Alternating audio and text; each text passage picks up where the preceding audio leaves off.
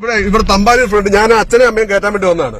വണ്ടി ഞാൻ ഇവിടെ പാർക്ക് ചെയ്തിട്ടില്ല. ഞാൻ അവര് ബസ്സിൽ ഇറങ്ങി ഇവിടെ വരുന്ന ദൂരെ ഞാൻ ഇരുന്നുള്ളൂ.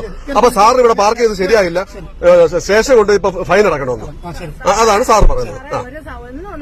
ഒരു മനസാക്ഷി വേണ്ടേ? ഇവിടെ തമ്പാനൂർ അച്ഛനും അമ്മയെ കയറ്റാൻ ആശുപത്രി പോകാൻ വേണ്ടി വന്നവരാ. തമ്പാനൂർ പോലീസ് സ്റ്റേഷൻ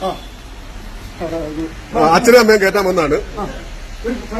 അച്ഛനെ അമ്മയെ കയറ്റാൻ വന്നതാണ്. അപ്പൊ പുള്ളിക്ക് പെറ്റി അടിക്കണം.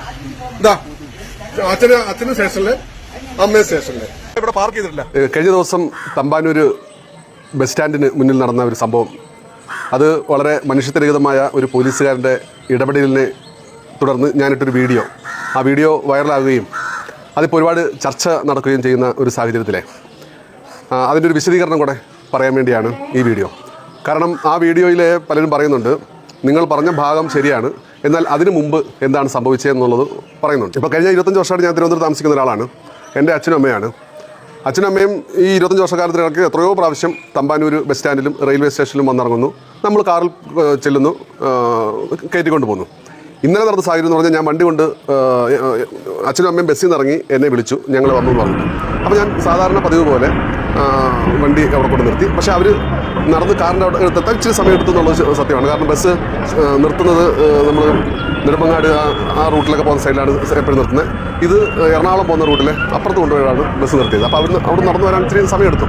ഇതിനിടയ്ക്കാണ് അജിത്ത് എന്ന തമ്പാനൂർ പോലീസ് സ്റ്റേഷനിൽ വർക്ക് ചെയ്യുന്ന പോലീസ് ഉദ്യോഗസ്ഥൻ എന്നോട് വന്ന് കാർ മാറ്റാൻ പറഞ്ഞു. അപ്പോൾ ഞാൻ പറഞ്ഞു, അച്ഛനും അമ്മയും ഇതാ ഇങ്ങോട്ട് വന്നുകൊണ്ടിരിക്കുകയാണ്, അവർ വന്ന് കയറി കഴിഞ്ഞാൽ ഉടനെ ഞാൻ മാറ്റിയേക്കാം. അപ്പോൾ അവർ എത്താൻ ഒരു 3-4 മിനിറ്റ് എടുത്തു എന്നുള്ളത് സത്യമാണ്. പക്ഷേ ഞാൻ കാർ എടുത്തിട്ട് പോയി കഴിഞ്ഞാൽ പിന്നെ അവർ വീണ്ടും വണ്ടി കാണാതെ വിഷമിക്കും. പ്രായമുള്ളവരല്ല, അവർ ദൂരെ നിന്ന് വരുന്നതാണ്, തിരുവനന്തപുരം സിറ്റി ഒന്നും അറിയാത്ത ആൾക്കാരാണ്. അപ്പോൾ അതുകൊണ്ട് ഞാൻ പോലീസുകാരോട് പറയുന്നുണ്ട്, സാറേ അവർ ഹോസ്പിറ്റലിൽ പോകാൻ വേണ്ടി വരുന്നവരാണ്, ഹോസ്പിറ്റലിൽ കൊണ്ടുപോകാൻ വേണ്ടിയാണ് ഞാൻ വന്നത് എന്ന് പറയുന്നുണ്ട്.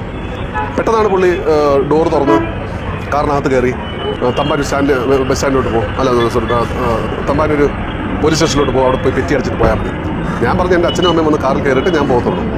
അങ്ങനെ ഒരു പുള്ളി മോശമായിട്ട് എന്നോട് കാറിനകത്ത് സംസാരിച്ചു, എന്നെ തെറി വിളിച്ചു. ഞാൻ പറഞ്ഞു, സാറേ തെറി വിളിക്കേണ്ട കാര്യമില്ല, സാർ ഈ കാറിൻ്റെ ഫോട്ടോ എടുത്തല്ലോ. അപ്പോൾ ഇതിനിടയ്ക്ക് ആ ഫോട്ടോ ഒക്കെ എടുത്തു. സാറിൻ്റെ നിയമ നടപടി നടത്തും, അത് എനിക്ക് പറ്റി നിങ്ങൾക്ക് അയച്ചാൽ മതി, ഞാൻ കോടതിയിൽ കൊണ്ട് അടച്ചോളാം. ഞാൻ പാർക്ക് ചെയ്തിട്ടില്ല, ഞാൻ ഡ്രൈവർ വണ്ടിക്കകത്തിരിക്കുമ്പോൾ വണ്ടി പാർക്ക് ചെയ്യുന്നില്ലല്ലോ. നമ്മൾ ഒരാളെ പിക്ക് ചെയ്യാൻ വരുമ്പം നമ്മൾ ആ വണ്ടി അവിടെ ലോക്ക് ചെയ്തിട്ട് പോയാലല്ലേ അത് പാർക്കിംഗ് ആവുന്നുള്ളൂ. അപ്പം ഈ പോലീസുകാരൻ അവിടെ നിന്ന് ഷൈൻ ആൾക്കാരുടെ മുമ്പിൽ നിന്ന് ഷൈൻ ചെയ്യാൻ വേണ്ടി കാണിച്ചൊരു കാര്യമാണ്. അതിപ്പം അതിൻ്റെ CC ക്യാമറ ദൃശ്യമൊക്കെ മറ്റ് മീഡിയ ഒക്കെ ഇടുന്നുണ്ട്. അപ്പോൾ ഇതാണ് അവിടെ സംഭവിച്ചത്. അപ്പം ഒന്ന് വെളുപ്പിന് 5 മണിക്ക് കായംകുളം നൂറിനാട്ടിൽ നിന്നും തിരിച്ച അമ്മയാണ്. അമ്മയ്ക്ക് ആശുപത്രിയിൽ വന്ന് ബ്ലഡ് കൊടുത്തിട്ട് വേണം ഭക്ഷണം കഴിക്കാൻ. അപ്പോൾ വെഞ്ഞാറമൂട് ബ്ലോക്ക് എല്ലാവർക്കും അറിയാവുന്നതാണ്.